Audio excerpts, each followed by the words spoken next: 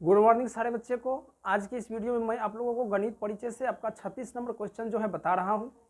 36 number question आपका कहता है कि घटते क्रम अवरोही क्रम में लिखे, यानी कि घटते क्रम कहे या अवरोही क्रम कहे दोनों एक ही बात है। यहाँ जो आपका संख्या दिया हुआ है, इस संख्या को क्या कह रहा है कि घटते क्रम में सजाने के लिए। देखिए, घटते क्रम में सजाने के लिए सबसे पहले क्या करना है, हमको इसमें से ये देखना है कि ये संख्या जो दिया हुआ है इसमें से बड़ी संख्या कौन सा है।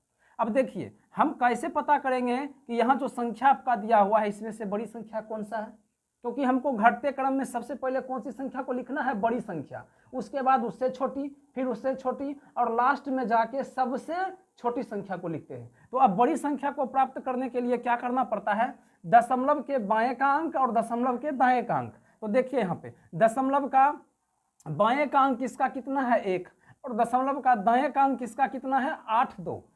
ठीक उसी प्रकार से हम सारे अंक को देखते हैं। तो यहाँ पे क्या देखा जा रहा है, इसका बाएं का अंक 0 है और इसका बाएं का अंक क्या है, 0 है। तो ये दोनों संख्या जो आपका है, ये दोनों तो संख्या होगा नहीं। अब क्या हम देखेंगे, ये संख्या जो आपका है ये 1 और इसका बाएं का अंक 1 जो है, दोनों का अंक जो है समान है, यानी कि इसका भी बाएं का अंक 1 है और इसका भी बाएं का अंक 1 है, समान है। तो अब कहिएगा सर कौन सा अंक बड़ा है। तो देखिए, अब दशमलव के बायां का अंक देखना है, तो दशमलव के दाएं का अंक बाएं का अंक देखे तो क्या देखिए, 1 इसका भी है और बाएं का अंक इसका भी 1 है। अब दाएं का अंक देखते हैं तो इसका 8 है, इसका 0 है। तो अच्छा एक बात बताइए, 1.8 बड़ा या 1.0 बड़ा, आप ही लोग बताइए। तो 1.8 न बड़ा होगा है, यानी मान लीजिए दशमलव हटा के देखिए तो 18 बड़ा कि 10 बड़ा, तो 18 बड़ा। तो यानी आपका हो जाएगा 1.82, उसके बाद हो जाएगा 1.008, उसके बाद हो जाएगा 0.9, और उसके बाद क्या हो जाएगा 0.723। समझ गए ना, यानी कि सबसे पहले बड़ी संख्या को लिखें, उसके बाद उससे छोटी, फिर उससे छोटी, और लास्ट में जाके सबसे छोटी संख्या। ठीक इसी प्रकार से देखिए आपका ख नंबर क्वेश्चन है। ख नंबर देखिए क्वेश्चन आपका क्या है कि 8.95, 89.5, 0.895, 0.0895। अब इस संख्या में ये देखना है आपको कि सबसे बड़ी संख्या कौन सा है। तो कैसे पता करेंगे, तो अभी हमने जस्ट बताया कि दशमलव के बाएं का अंक और दशमलव के दाएं का अंक को क्या करना है, ध्यान में रखना है। तो देखिए यहाँ पे दशमलव का बाएं का अंक जो है वो कितना है, 8 है, इसका कितना है 89 है, इसका 0 है और इसका 0 है। तो ये दोनों तो संख्या होगा ही नहीं, क्योंकि हमको सबसे पहले बड़ी संख्या को लिखना है।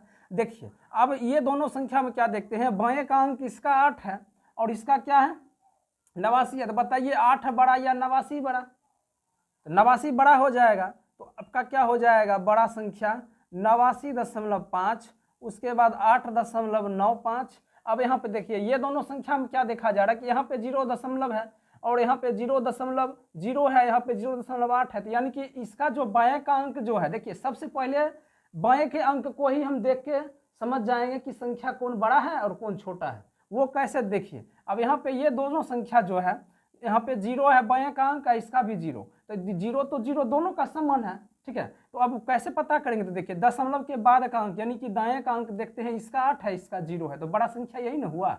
तो 0.895 और 0.0895, यानी कि आपको करना कुछ नहीं है, सिर्फ दशमलव के बाएं का अंक और दशमलव के दाएं का अंक, सबसे पहले बाएं के अंक को हमको देख लेना है कि बायां का अंक जो है मेरा कितना है, कौन बड़ा है कौन छोटा है।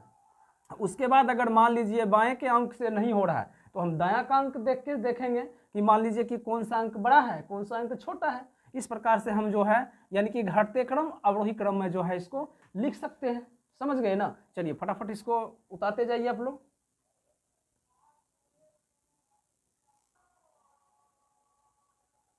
अब देखिए, अब आपका जो है 37 नंबर क्वेश्चन क्या कहता है। 37 नंबर क्वेश्चन क्या कह रहा है, कहता है यहाँ पे कि बढ़ते क्रम यानी कि आरोही क्रम में इसको लिखे, यानी आप बढ़ते क्रम कहिए कि आरोही क्रम कहिए, दोनों एक है। यहाँ पे 37 का क नंबर क्वेश्चन है कि 8.5, 6.89, 11.65, 0.896। तो देखिए बढ़ते क्रम, यहाँ पे क्या कह रहा है, बढ़ते क्रम, और इससे पहले जो हम 36 नंबर बनाए थे उसमें क्या था, घटते क्रम। तो देखिए बढ़ते क्रम में क्या करते हैं, हम सबसे पहले छोटी संख्या को लिखते हैं और घटते क्रम में हम क्या करते थे, सबसे पहले बड़ी संख्या को लिखते थे। तो यहाँ पे बढ़ते क्रम है तो सबसे पहले छोटी संख्या देखेंगे कि इसमें से कौन सा है। तो देखिए अभी जस्ट हमने बताया कि दशमलव के बाएं का अंक और दशमलव के दाएं का अंक, इसी को देख के हमको ये पता करना है कि कौन सा संख्या बड़ा है और कौन सा संख्या छोटा है। देखिए यहाँ पे दशमलव के बाएं का अंक देखते हैं तो इसका 8 है, इसका 6 है, इसका 11 है, इसका 0 है। तो यहाँ तो संख्या को देखते ही हमको पता चल रहा है कि कौन सा संख्या बड़ा है, कौन सा संख्या छोटा है। तो देखिए सबसे छोटा संख्या यही ना है, 0 है। तो हम क्या सबसे पहले क्या लिखेंगे, छोटी संख्या को लिखेंगे, क्योंकि बढ़ेंगे जब भी तो हम यानी कि नीचे से ऊपर जाएंगे, यानी कि सबसे पहले छोटी संख्या। तो 0.895, उसके बाद 0 के बाद देखिए क्या है, 6 है, 6.89, और उसके बाद क्या है 8.5, और उसके बाद क्या है आपको 11.65। बताइए समझे या नहीं समझे। बस दशमलव को देखना है कि बाएं अंक, दशमलव के बाएं का अंक जो है कितना है और दशमलव का दाएं का अंक कितना है। तो सबसे पहले बाएं अंक से ही हम पता कर लेंगे कि मान लीजिए कि कौन सा अंक छोटा है और कौन सा अंक बड़ा है। बस समझ रही है ना। जस्ट आपका ख नंबर क्वेश्चन देखिए,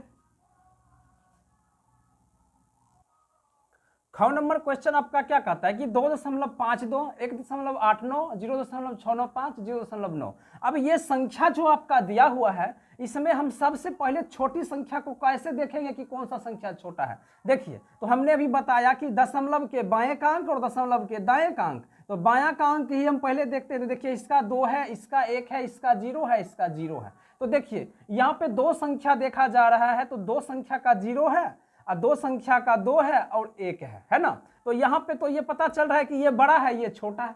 लेकिन यहाँ पे कैसे पता करेंगे कि इसमें से कौन संख्या बड़ा है और कौन सा संख्या छोटा है। तो देखिए 0 यहाँ पे 6 है, ठीक है, और यहाँ पे 0.9 है। तो अच्छे को बताइए 0.6 बड़ा कि 0.9 बड़ा। तो ये ना बड़ा हुआ, तो छोटा ये ना हुआ। तो हमको सबसे पहले छोटी संख्या ना लिखना है, क्योंकि हमको सजाना किस में है, बढ़ते क्रम में कह रहा है यहाँ पे लिखने के लिए। तो बढ़ते क्रम में लिखने के लिए हम सबसे पहले छोटी संख्या को लिखेंगे, यानी कि 0.695। उसके बाद इससे क्या करना है, बड़ी, क्या हो गया, बड़ी हो गया 0.9, फिर इससे बड़ी 1.89, और लास्ट में जाके सबसे बड़ी। समझ में आया कि नहीं आया। यानी कि बढ़ते क्रम में सबसे पहले छोटी संख्या को लिखते हैं, फिर उससे बड़ी, फिर उससे बड़ी, और लास्ट में सबसे बड़ी संख्या। इस प्रकार से आप जो है यानी इसको बढ़ते क्रम यानी कि आरोही क्रम में लिख सकते हैं। नेक्स्ट क्वेश्चन अब आपको बताएंगे 38 नंबर का। यहाँ पे अब आपका 38 नंबर क्वेश्चन कह रहा है कि 5 कलम का मूल्य 75 रुपये है, तो उसी तरह के 3 कलम का मूल्य ज्ञात करें। यहाँ पे आपको दिया क्या है, 5 कलम का मूल्य 75 रुपया, अब पूछा जा रहा है 3 कलम का मूल्य। तो देखिए क्या करेंगे, लिखेंगे चूंकि 5 कलम का मूल्य 75 रुपये है ना। तो हमको क्या करना है, 1 कलम का मूल्य पहले निकालना है, तब ना हम 3 कलम का मूल्य ज्ञात करेंगे।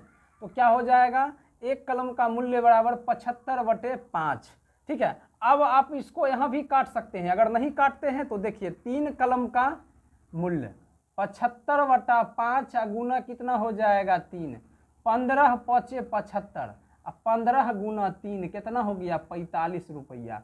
यानी कि आपको लिख सकते हैं कि अतः 3 कलम का मूल्य कितना रुपया हुआ, 45 रुपया है। बात समझ गए।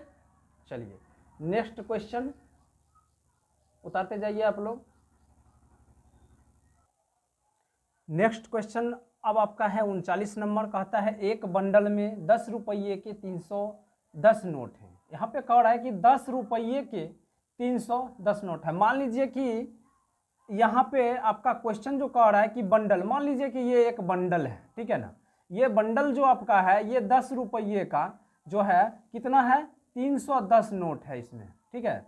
यानी कि ये इसमें ये बंडल जो है इसमें 10 रुपया का 310 रुपया जो है यानी 10 टकिया जिसको आप लोग बोलते हैं, 10 रुपया का 310 नोट है। तो कहा जा रहा है कि बंडल में कुल कितने रुपये के नोट हैं। तो देखिए कुछ नहीं करना है, इसको क्या करना है 310 गुना क्या कर देना है 10 गुना कर देना है, यानी 310 गुना 10, इसको गुना कर देना है। तो शून्य को शून्य से गुना करेंगे शून्य हो जाएगा, एक को शून्य से गुना करेंगे शून्य हो जाएगा, और 3 को शून्य से गुना करेंगे तो शून्य होगा।